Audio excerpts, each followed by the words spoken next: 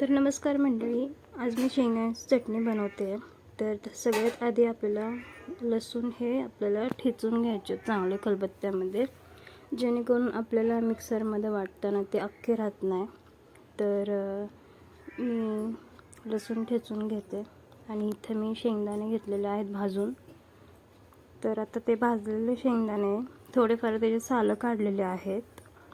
तर आता ते मी वाटून घेणार आहे. सो हे झालेलं आहे, आपल्याला ठेचून झालेलं आहे लसूण.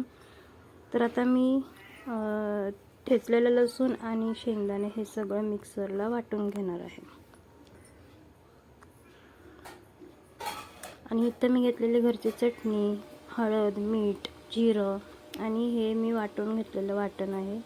तेल कढईमध्ये गरम करायला ठेवलेलं आहे. सगळ्यात आधी जिरं टाकायचं आहे, त्यानंतर मसाले आपले जे काय होते, हळद, चटणी, मीठ वगैरे सगळं टाकायचं आहे.